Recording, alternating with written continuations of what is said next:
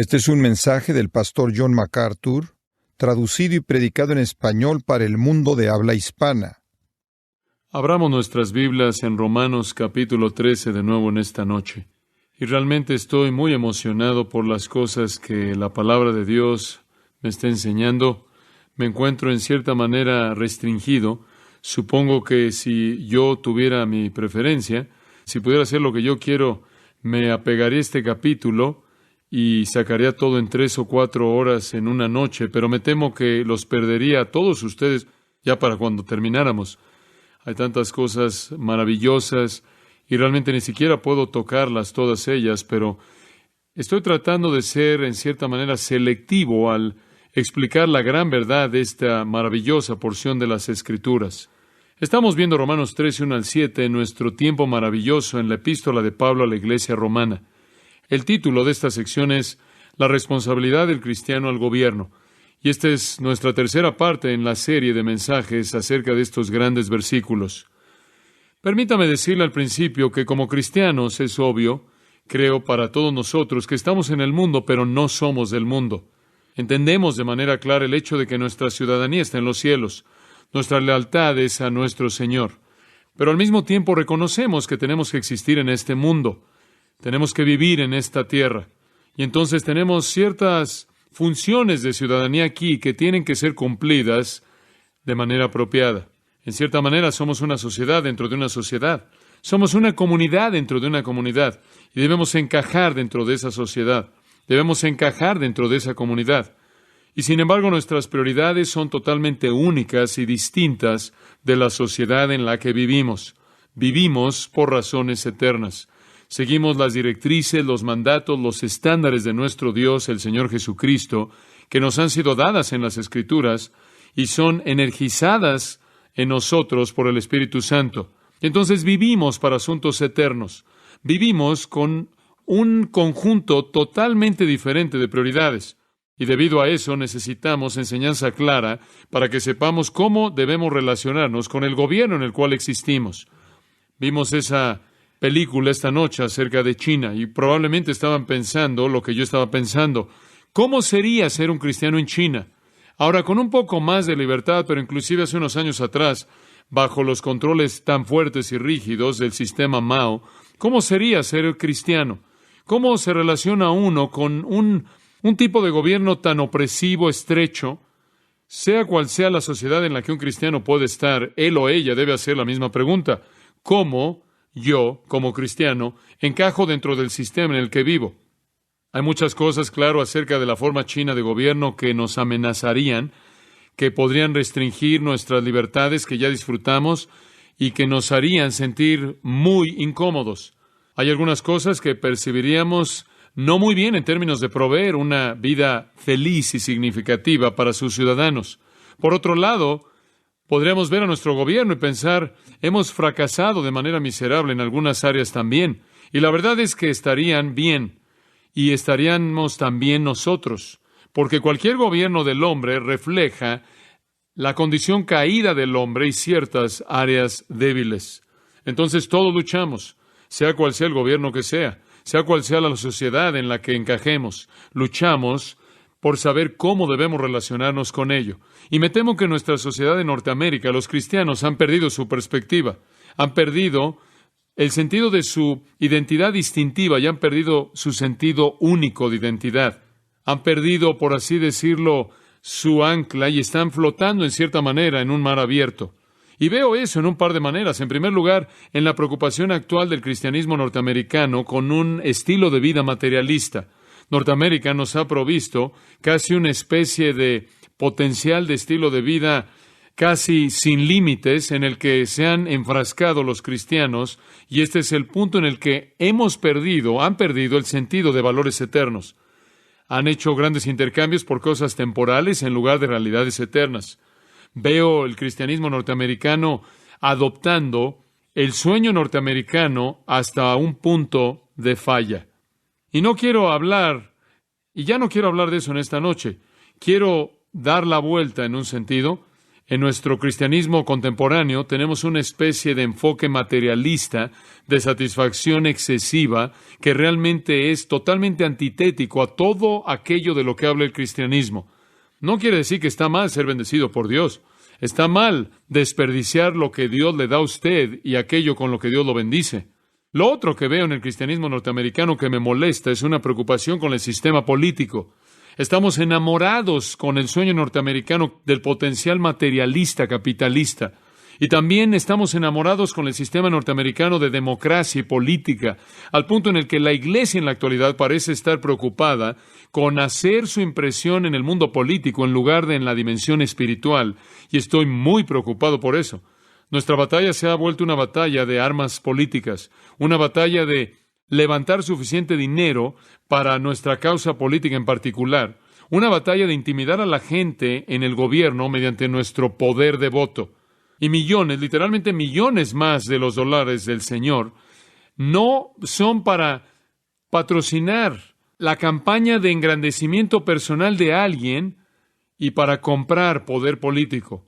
Y con frecuencia me he preguntado si todas estas enormes cantidades de dólares podrían ser usadas para alcanzar al mundo de la manera correcta en lo que debería estar haciendo el cristianismo. Y es aterrador pensar en un programa de televisión en Norteamérica que necesita $1 millón cada 3 días, y es más aterrador darnos cuenta de que lo obtienen. ¿Qué tal si todo eso fuera usado para la obra del Señor de la manera en la que Él quiere que su obra sea hecha? Y pienso en el hecho de que la gente cristiana da millones y millones de dólares a causas políticas en el nombre del cristianismo que realmente no tocan el corazón del problema real de alcanzar a un mundo sin el Salvador con el Evangelio Salvador de Jesucristo que puede cambiar los corazones de los hombres. Ahora, este tipo de mentalidad que vemos en nuestro país es opuesta a la tradición de la Iglesia. Es opuesta a lo que la Iglesia siempre ha conocido. La Iglesia siempre ha tenido un sentido de administración, por un lado, en donde sus recursos, y Dios nos ha bendecido con tanto, pero sus recursos son cuidadosamente usados para la gloria del Señor, no para la mejoría personal. Y que su postura en el mundo no es como una potencia política, sino como una potencia espiritual cuyas armas no son carnales, sino espirituales, poderosas para la destrucción de fortalezas, como Pablo dice. Simplemente para fortalecer mi propio entendimiento de esto, regresé un poco a estudiar algo de la historia y leí un libro titulado Los cristianos como los romanos los veían, escrito por alguien que aparentemente no es cristiano, simplemente un historiador, un profesor en Notre Dame, escribiendo acerca de la primera iglesia y cómo los romanos veían esa primera iglesia. Y él básicamente le hace una crónica de la manera en la que la mayoría de los escritores bien conocidos de esos tiempos antiguos, escritos de hombres antiguos como Plino, el historiador romano, quien nació alrededor del 62 después de Cristo, Galo, nacido alrededor del 130 después de Cristo, el filósofo físico de Pérgamo, también Celso, un pensador racionalista bien conocido de la filosofía griega, que nació alrededor del 140 después de Cristo, y después un hombre llamado Porfirio, quien era el crítico griego más preparado y astuto del cristianismo. Él nació en el 233 después de Cristo, y después Julián, el emperador, nacido alrededor del 330 después de Cristo, quien era conocido como Julián el Apóstata, porque él fue criado en una familia nominal cristiana y apostató al paganismo. Y después se volvió un crítico muy abierto del cristianismo. Y el escritor del libro, Wilkin, toma estos críticos del cristianismo, quienes, por cierto, hicieron una impresión tan tremenda en la iglesia cristiana, que la iglesia cristiana pasó siglos respondiendo a sus críticas. Claramente, hasta el tiempo de Agustín, la iglesia estaba tratando de enfrentar las críticas de estos críticos tan prolíficos, tan astutos, que ellos expresaban en contra del cristianismo. Y si usted lee sus escritos, va a tener una idea de cómo los cristianos eran percibidos en los primeros 3 siglos del tiempo después de Cristo. Y es muy interesante estudiar sus escritos y entender cómo eran realmente los cristianos desde el punto de vista de sus críticos, quienes estaban analizando sus fallas y casi hacían caricaturas de todo lo que era verdad acerca de ellos. El resumen de todas sus críticas es muy interesante. Ellos veían a los cristianos como fanáticos religiosos en primer lugar. De manera unánime, ellos afirmaron que estaban casi de manera exclusiva y total preocupados con su religión. También señalaron que eran personas que se veían a sí mismas como justas y quienes rara vez se involucraban en las cosas que el resto de la sociedad estaba haciendo. Ellos los llamaron innovadores arrogantes de la religión, que pensaban no solo que sus creencias eran verdad, lo cual quiere decir que ellos no trataron de acomodarse al mundo, sino que fue claro que ellos expresaron lo que ellos creían, y lo cual era de hecho opuesto a lo que su mundo creía. También dijeron que eran creyentes en un Dios quien era libre y trascendente, y con quien el hombre Jesús era igual. Ellos entendían lo que era su teología cristiana.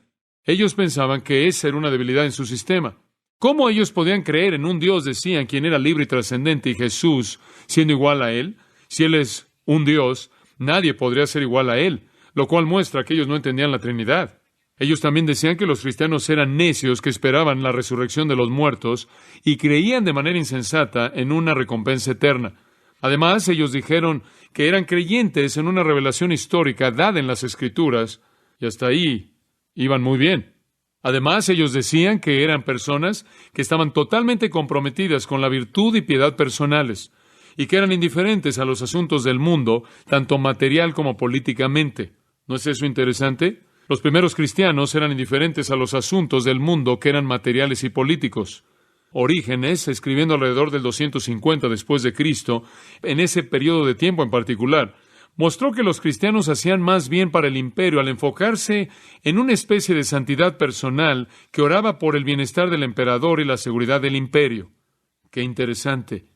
Si hemos perdido toque con 1 Timoteo 2, ellos no lo habían perdido, lo cual dice que si usted quiere vivir una vida quieta y reposada, y usted quiere llevarse bien, entonces ore por el rey y por todos los que están en autoridad sobre usted. En otras palabras, nuestros medios no son carnales de política, son los medios espirituales de la oración, y la primera iglesia sabía eso. Además, era raro para ellos involucrarse en alguna manera en el imperio, inclusive como soldados. Un cristiano, de hecho, que se volviera un soldado era algo muy raro, pero sucedía. No era algo que buscaban como grupo. Celso escribió que los cristianos definitivamente no eran pasivistas, esto es, no hablaban en contra de ser un soldado, no pensaban que estaba mal ser un soldado, pero se sentían a sí mismos llamados a un tipo de guerra más elevado. Se sentían no llamados a la vida pública y civil en el Imperio Romano, tanto como una vida espiritual en el reino de los cielos, y entonces su preocupación iba más allá de eso. De hecho, un escritor, Minucia, dijo, y cito, los cristianos no entienden su deber civil. Fin de la cita. Ahora, el historiador Tácito reportó que fueron ejecutados por Nerón. Y creo que esto es tan interesante. Tácito dijo que fueron ejecutados por Nerón, no por sus creencias religiosas. Ahora recuerde eso, no fueron ejecutados por Nerón por sus creencias religiosas, sino por su odio de la raza humana, Nerón dijo, el cual se manifestaba supuestamente en su menosprecio y su alejamiento de las maneras comunes de vivir. ¿No es eso interesante? De hecho, fueron ejecutados por no involucrarse en el sistema. Temo eso, en base a eso, que ningún cristiano en la actualidad sería ejecutado, o muy pocos. De hecho, citando a Tácito, hay personas que se alejan y se aíslan del resto de la humanidad. Fin de la cita. Eran muy distintos. No eran groseros, eran personas amorosas, no eran personas desconsideradas, pero eran únicas. Tertuliano también respondió que los primeros cristianos eran una asociación, dijo, entregada no a la manipulación política, sino a inculcar principios morales en sus miembros y a preparar a las personas para vivir de manera virtuosa. Digo, su preocupación era con la vida virtuosa, la piedad, servir al Señor y comprometerse a sí mismos con el reino. Y fueron ejecutados, dijo Tertuliano, no por ser incendiarios, lo cual es enseñanza inflamatoria o conducta incendiaria. Un incendiario es algún tipo de explosivo que prende un fuego. Ellos no fueron ejecutados por ser incendiarios, esto es por enseñanza incendiaria o conducta de ese tipo, sino que, dice Tertuliano, que fueron ejecutados por sus tendencias antisociales. Interesante. Ahora, el punto de todo esto es señalar que la primera iglesia, mientras que había individuos entre ellos que servían en toda área de la vida, algunos eran soldados, algunos trabajadores en el gobierno, claro, y puede estar seguro de que también eran lo mejor en lo que hacían si estaban entregados a Cristo, algunos eran líderes. Ellos llenaban toda área de la vida, pero no eran percibidos como un grupo que se preocupaba con el gobierno temporal. no eran percibidos como un grupo que se preocupaba con el materialismo temporal, sino más bien como un grupo, como una asociación que se preocupaba con aquello que era eterno y espiritual. De hecho, eran acusados de seguir el patrón de Cristo y de los apóstoles. ¿Qué tal es eso como crimen? Ahora me temo que cuando la historia sea escrita acerca de esta generación, dirá algo muy diferente acerca de nuestro tipo de cristianismo, que estaba muy preocupado con las cosas del mundo, que estaba muy metido en la manipulación política y aparentemente tenía poca preocupación con la santidad, poca preocupación por la virtud, poca preocupación por la piedad, poca preocupación por la dimensión espiritual y las armas de la dimensión espiritual, la oración, y poca preocupación por la extensión del reino en los corazones de los hombres. Ahora, habiendo dicho todo eso, quiero dar un paso más hacia adelante porque quiero cubrir tanto como pueda simplemente en el tiempo de introducción, conforme en cierta manera nos preparamos para el texto. Todo esto no precluye el hecho de que muchos cristianos en los primeros días de la Iglesia sirvieron en posiciones gubernamentales temporales. Algunos de ustedes pueden estar involucrados en eso. Pero tenemos personas en nuestra iglesia que sirven a nuestra ciudad en muchas maneras, que sirven a nuestro estado en muchas maneras, y que sirven a nuestro país en trabajos que están involucrados en el servicio civil. Y honramos y respetamos a esas personas. Y no disminuimos en absoluto lo respetable que es esa función. Pero como grupo, no debemos estar preocupados con traer el reino de Dios mediante esos medios. Jesús lo dijo cuando le habló a Pilato. Si mi reino fuera de este mundo, mis siervos pelearían. Lo cual quiere decir, no estamos en este nivel. Entonces no estamos preocupados por pelear a este nivel. Pero quiero que sepan que hay individuos, inclusive en las Escrituras, que estaban muy involucrados en los gobiernos de su época y de manera muy honorable. Pero nunca se agruparon para volverse algún tipo de grupo político cristiano. Pero, para efectos de ilustración en Mateo 8, por ejemplo, leemos acerca de un centurión en Capernaum. No tiene que pasar ahí. Voy a avanzar rápidamente, pero un centurión, básicamente la palabra centurión o 100, se identifica con eso. Un centurión era un soldado romano que estaba a cargo de otros 100 soldados. Este centurión de Capernaum, que estaba ahí en Capernaum, en Mateo 8, tenía autoridad sobre soldados romanos de menor rango. Usted recuerda que su siervo había sido sanado por Jesús. Y cuando Jesús sanó al siervo de un soldado romano, Él no le dijo al hombre, ahora deja de ser soldado, entrega tu armadura. Él le dijo, sigue. Aquí había un hombre que vino a Cristo. Aquí había un hombre que Cristo encontró y le dijo, sigue por tu camino, continúa haciendo lo que estás haciendo. No disminuyó la función que él tenía. Continúa sirviendo como soldado, aunque ahora tienes un lugar en el reino eterno. Y después, en Marcos capítulo 5, encontramos que había un gobernante en la sinagoga, quien era un líder local, algo así como un alcalde. El gobernante en la sinagoga sería como el alcalde en una comunidad judía. Se acuerda que su hija fue resucitada de los muertos, y él sin duda alguna continuó funcionando en ese mismo papel, en esa misma función de liderazgo. Nuestro Señor no lo llamó a que dejara eso. También es sorprendente que en Lucas capítulo 19 conocemos a un hombre no muy alto llamado Zaqueo. ¿Y cuál era su profesión? Él era un recaudador de impuestos. Él estaba en la Secretaría Fiscal Judía, o mejor dicho, la Secretaría Romana Fiscal. Era una combinación de ambas. Y él había extorsionado a la gente de la cual supuestamente debía estar recaudando impuestos.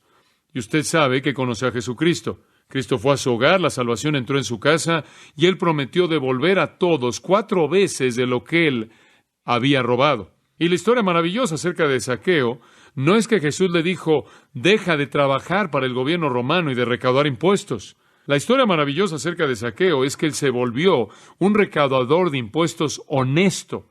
No hay nada de malo en eso. El Señor nunca lo persuadió a que dejara su profesión. El centurión creyente, usted recuerda, quien vio la cruz y vio a Jesús muriendo y dijo, verdaderamente este era el Hijo de Dios. Y le dio gloria a Dios, llegó a la fe en Jesucristo. Era un hombre de dignidad, un hombre de belleza y un retrato de fealdad conforme Jesús moría, y permanece en mi mente como un hombre respetable y honorable, con gran fe y gran integridad. Y por cierto, el primer cristiano gentil en Hechos capítulo 10 fue un hombre llamado Cornelio, quien también fue un soldado romano. Otro centurión, un comandante de 100 soldados. Y después recuerden Hechos capítulo 13, cuando el Evangelio salió por primera vez de Antioquía. Pablo y los otros pastores en Antioquía, recordará usted, estaban orando porque el Espíritu de Dios enviara a Pablo y Bernabé, y Pablo y Bernabé fueron enviados a predicar el Evangelio. Llegaron a una isla llamada Chipre, y llegaron a un lugar llamado Pafos, y conocieron allá al hombre que era llamado el Ontúpatas, el procónsul. Él sería la cabeza del gobierno provincial de esa región. Él era el hombre número uno, su nombre era Sergio Paulo. Y él fue salvo y sin duda alguna continuó en la misma función gubernamental como líder ahí para tener influencia para Cristo. Y después en Hechos, capítulo 16, estaba el carcelero de Filipos, un soldado romano con mucha responsabilidad. Los carceleros eran hombres que tenían mucha responsabilidad, que mandaban al resto de los soldados, que tenían la responsabilidad de los prisioneros y que habían probado ser capaces. Él vino a la fe en Jesucristo. Su familia entera vino a la fe en Jesucristo. Y conforme usted lee el resto de la historia, es aparente que él se quedó ahí y continuó con su función, aunque él fue miembro del reino. Y después estaba Crispo en Hechos 18, quien era el gobernante de la comunidad judía de esa región en Corinto. Él fue salvo junto con toda su casa. Y después está Sóstenes en Hechos 18, otro líder entre los judíos en Acaya, y él fue salvo. Y después estuvo Félix y Festo, quien eran gobernadores provinciales de Roma. A ellos se les dio el Evangelio y en cada caso fueron tratados con respeto y consideración por parte de Pablo en Hechos 24 y 25. Y después estuvo Herodes Agripa, el segundo, quien era el rey edomita, quien estaba en la línea de Herodes el Grande, quien estaba gobernando bajo la toleración romana. Él estaba supervisando a los judíos. Él fue otra vez evangelizado por Pablo con gran respeto en Hechos 26. Y después estuvo Pablo mismo, quien vio la importancia del gobierno al apelar a César cuando necesitó justicia en su propio caso y no la pudo recibir. Y usted encuentra eso en Hechos 26, 27 y 28. Y después, claro, en Filipenses 4:22, Pablo dice, todos los santos te saludan, primordialmente los que son de la casa de César. Hubieron muchos que fueron parte del gabinete mismo de César, quien habían llegado a la fe en Cristo.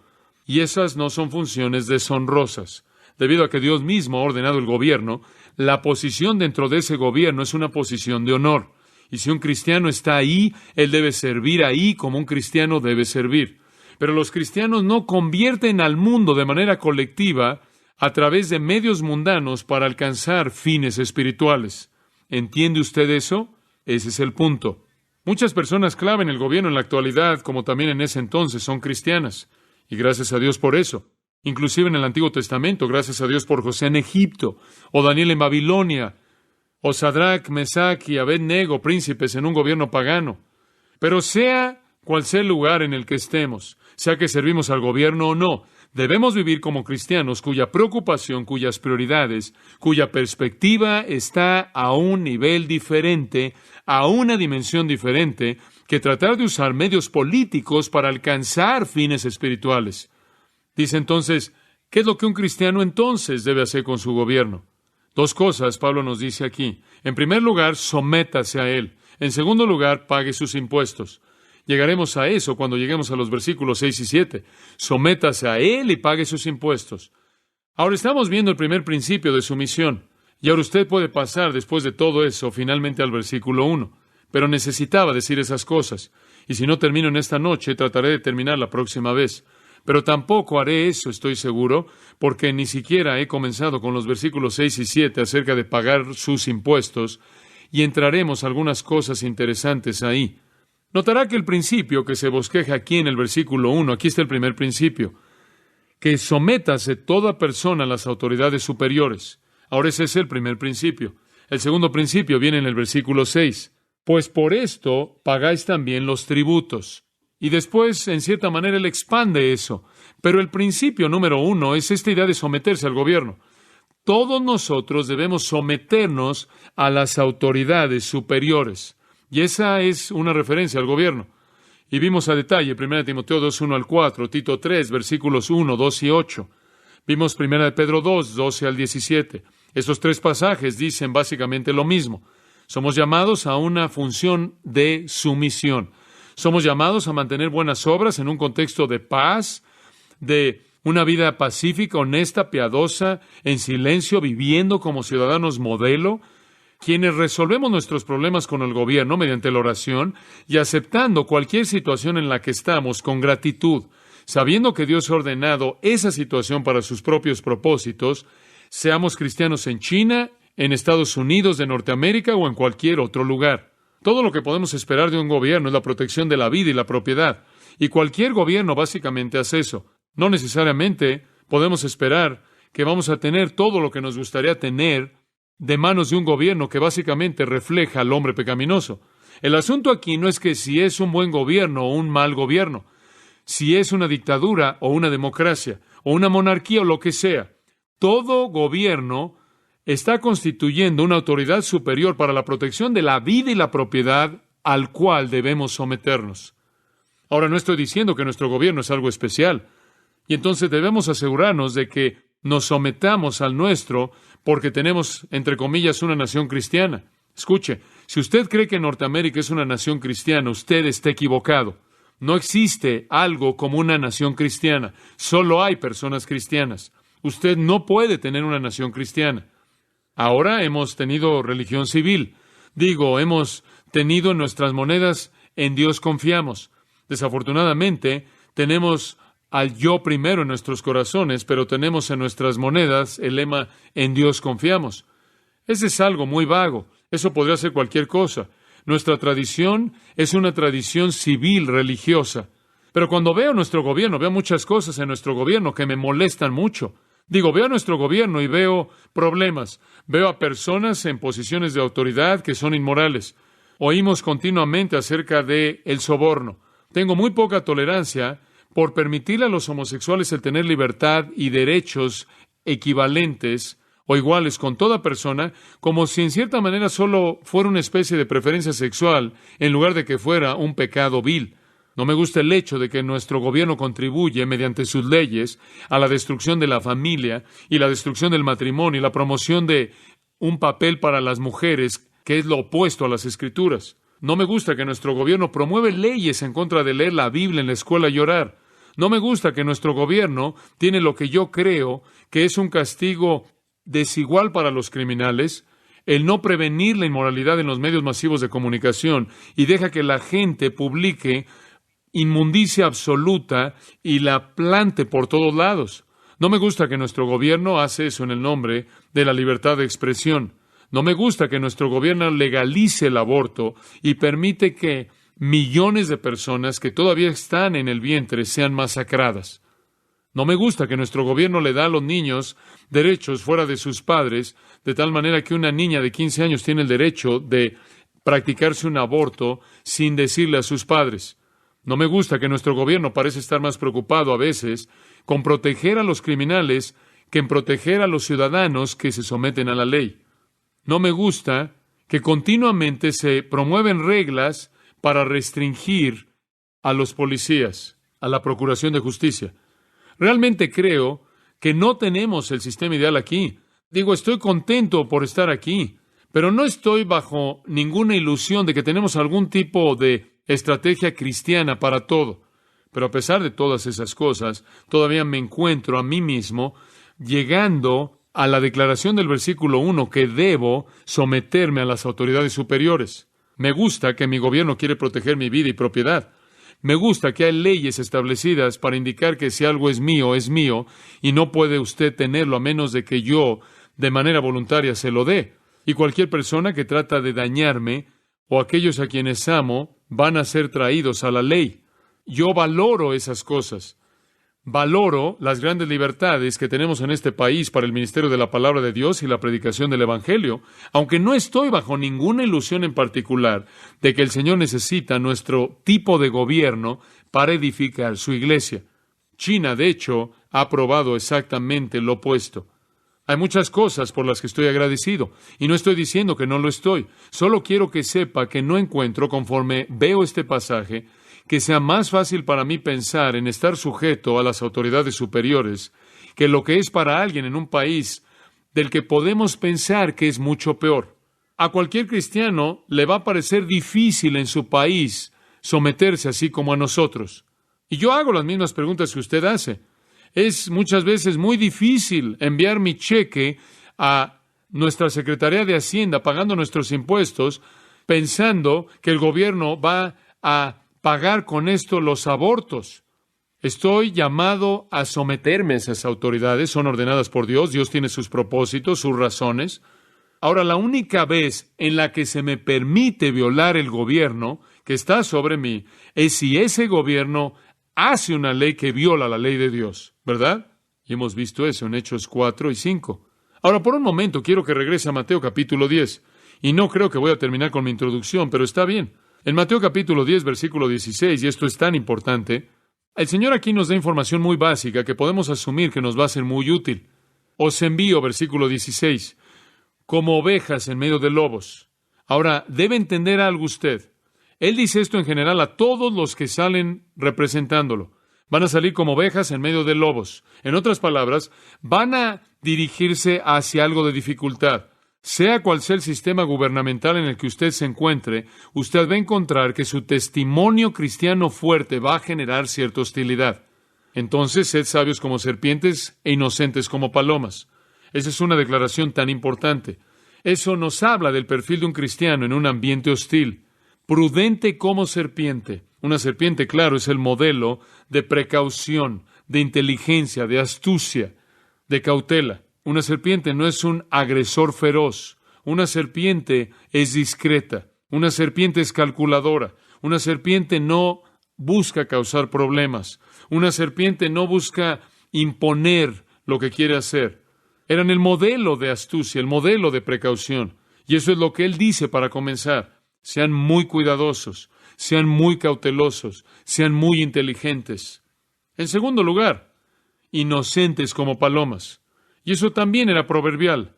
Nada es más inocente que una paloma. No podría dañar a nadie. Una paloma era un símbolo de pureza. Una paloma era un símbolo de inocencia. Y entonces él dice, sea lo que sea que ustedes sean, aun si están en medio de lobos, aun si el ambiente es tan hostil como los lobos lo son a las ovejas, sean sabios y cautelosos e inteligentes y precavidos, no busquen meterse en problemas, no busquen imponer su voluntad y sean tan inocentes como una paloma, tan inocentes, tan honestos, tan llenos de integridad, tan carentes de venganza, sin buscar lastimar a nadie. Así es como debemos ser, caracterizados por sabiduría, caracterizados por pureza, caracterizados por gentileza sin hacer concesiones. Y yo leo, como usted, en el periódico acerca de estas personas ahí que están en otra parte de nuestro país, que siempre están siendo encarceladas por las autoridades estatales porque no se sujetan a alguna ley estatal. Y veo eso, para ser honesto con usted. No creo que el Estado tiene la razón en esas cosas, pero le voy a decir una cosa. No creo que ellos están bien tampoco en la manera en la que reaccionan. Y creo que si ellos reaccionaran, siendo tan sabios o siendo prudentes como serpientes e inocentes como palomas, si demostraran un poco de sabiduría y un poco de precaución y un poco de disposición por conciliar, por hacer que las cosas funcionen, y si mostraran algo de pureza y algo de inocencia y un espíritu que carece de buscar la venganza, sucederían cosas muy diferentes de lo que están sucediendo.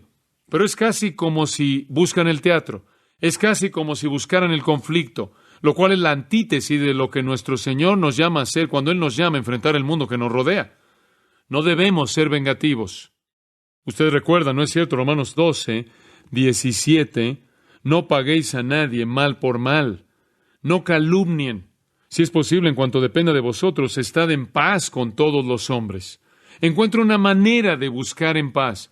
Si hay algún papel que tiene que firmar, entonces hay alguna manera en la que puede firmar el papel y no hacer concesiones en las convicciones de su propio corazón. Y no se venguen. Y si tu enemigo tuviere hambre, dale de comer. Si tuviere sed, dale de beber. Y vence su maldad con el bien. Esa es la actitud del cristiano. No estamos tratando de buscar peleas. No estamos tratando de comenzar una batalla. No queremos comenzar una guerra. Queremos ser tan amables, amorosos y gentiles como podamos y no hacer concesiones. Y si al final somos perseguidos por causa de nuestro mensaje y por causa de nuestra vida, que así sea. Pero que solo sea en ese caso. Y después él pasa ahí en el versículo 17, guardaos, en Mateo 10, guardaos de los hombres. Los van a entregar a los concilios y los van a azotar en sus sinagogas y van a ser tratados injustamente, los van a flagelar y van a ser traídos ante gobernadores y reyes por mi causa para testimonio en contra de ellos y los gentiles o paganos. Sí, el tiempo va a venir cuando el Estado persiga a los creyentes. Ha sido así a lo largo de la historia. El Estado va a matar a las ovejas. Los reyes y los gobernantes van a llamarlos. Y algunas veces esto va a pasar. Pero recuerde esto, cuando suceda, será un testimonio. Eso es correcto, va a ser un testimonio. Y quiero que sepan que cuando la iglesia es perseguida, tiende a ¿qué? A crecer. Y la sangre de los mártires se convierte en la semilla de la iglesia. Y algunas veces esto es lo que purifica a la iglesia. Y después en el versículo 19 él dice que cuando os entreguen, esto es cuando los lleven prisioneros, no os afanéis, no se preocupen. Ni siquiera entonces no hagan una protesta. No causen problemas por ello. No se preocupen por lo que van a decir, porque les será dado en esa misma hora lo que deberán decir. ¿No es eso maravilloso? El Señor promete darle lo que debe decir. Estén tranquilos y dependientes, porque no son vosotros los que habláis, sino el Espíritu de vuestro Padre quien habla en vosotros. Versículo 20. ¿No es eso maravilloso?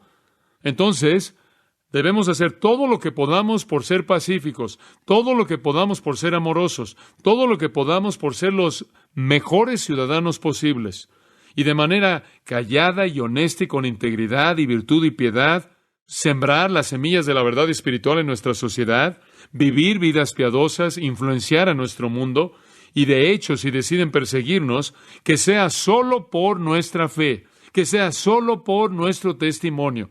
E inclusive, en ese momento, no debemos preocuparnos porque el Señor nos dará qué decir en el momento que debamos decirlo. Y después me gusta lo que dice en el versículo 21 al 23. Dice, hermano entregará al hermano a la muerte. Y va a suceder inclusive en una familia. Y los padres van a entregar a sus hijos a la muerte. Los hijos se van a levantar contra los padres y van a causar que sean matados. Y la historia de la iglesia nos dice que esto realmente es verdad. Hay conflicto en una familia. No es raro que haya conflicto inclusive dentro de una familia. Y él dice en el versículo 22, y seréis aborrecidos por todos por causa de mi nombre. Pero el que soporte, el que persevere hasta el fin, éste será salvo. Y me gusta lo que dice en el versículo 23. Dice usted, bueno, cuando te persigan, ¿qué haces? Simplemente dices, ¡ay, aquí estoy! Pégame otra vez. Esto es maravilloso. No, versículo 23. Cuando os persigan en esta ciudad, ¿qué? Huyan, sálganse de ahí. No deben estar cultivando un complejo de mártir. Salte de ahí y vete a otro lugar. Y sigue, continúa, mientras tengas otro lugar al cual ir. En otras palabras, el Señor está diciendo, no les estoy pidiendo que se queden ahí y que sean golpeados hasta que los maten. Si pueden encontrar una manera de salir, salgan. Digo, la paciencia tiene un límite. Sálganse. Pero nos sometemos de manera callada, pacífica. Somos prudentes como serpientes, inocentes como palomas, e infectamos a nuestra sociedad con nuestra piedad, no con nuestra influencia política, no con nuestro materialismo mundano. Esas cosas nos derrotan, no nos ayudan. El mundo necesita saber claramente lo que somos, ¿no es cierto? ¿Y por qué nos sometemos? Regresemos a Romanos 3 y por lo menos repasemos lo que les di la última vez. En Romanos 3, Él nos da varias razones por las que nos sometemos. Razón número 1 es que el gobierno es por decreto divino, porque no hay autoridad sino de parte de Dios. Y las que hay por Dios han sido establecidas. Y hemos estado explicando ese punto, creo, una y otra vez, que sea cual sea el gobierno, Dios lo puso ahí para el propósito que Él quiere cumplir. Si es un buen gobierno, lo puso ahí para bien. Si es uno malo, lo puso ahí para cumplir algo. Digo, Dios ha colocado el gobierno en su lugar. No hay poder sino de parte de Dios. Y los que hay, por Dios han sido establecidos. Eso lo está diciendo de ambas maneras. No hay autoridad que no sea de Dios, y toda autoridad es de Dios. Lo mismo dicho de dos maneras, de manera exclusiva e inclusiva. El gobierno es por Dios. Inclusive los gobiernos que tienen una falta de libertad reflejan el propósito de Dios. Debemos entender claramente la lección de China, la antítesis absoluta de todo lo que conocemos en la democracia norteamericana.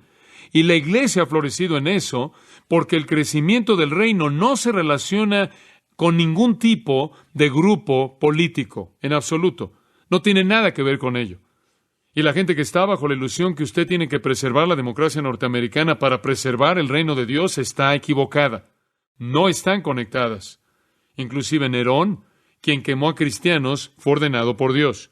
Y la muerte de aquellos cristianos se volvió el desarrollo de la iglesia. Dios sabía lo que estaba haciendo. Entonces nos sometemos porque el gobierno es ordenado por Dios. En segundo lugar, porque la resistencia al gobierno es rebelión contra Dios. Versículo 2. De modo que quien se opone a la autoridad, a lo establecido por Dios, resiste. Entonces nos sometemos porque si usted resiste, está resistiéndose a Dios. Y estas personas que supuestamente en el nombre de libertad cristiana resisten lo que el gobierno quiere hacer, llevando a cabo alguna función legal o haciendo que firmen algún papel o atravesando por algún trámite, están resistiéndose a la ordenanza de Dios.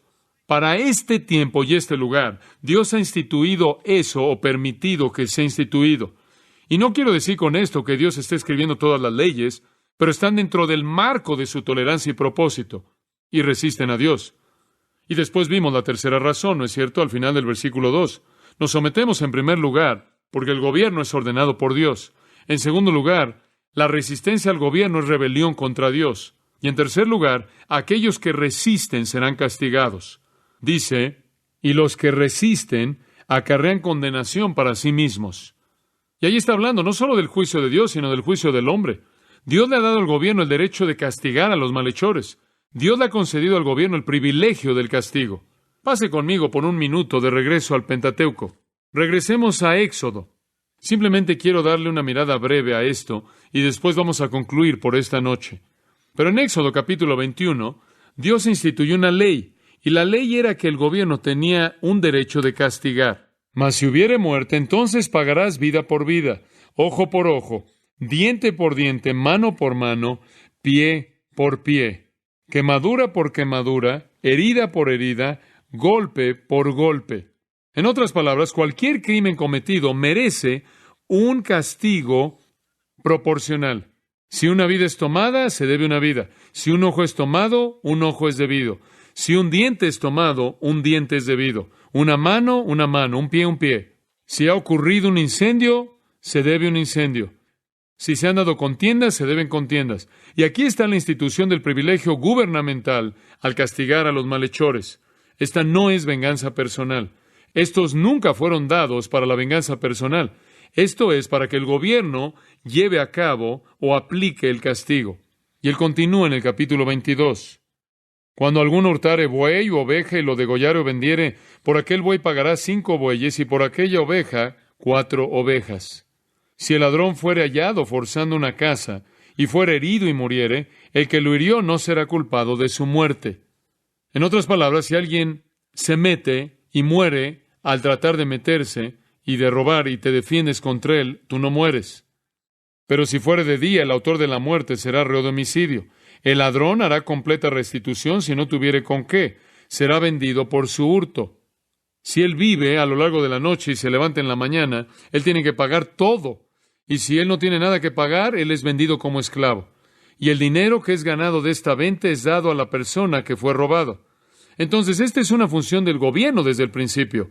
Cuando Dios estableció las leyes del gobierno, Él estableció que debían seguirse ciertos principios.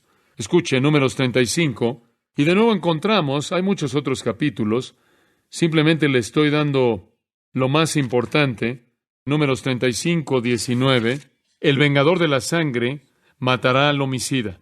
Cuando él lo encuentra, lo matará. En otras palabras, si alguien asesina a alguien, debe haber un vengador. Y el vengador va y le quita la vida al homicida. Digo, esta es pena capital.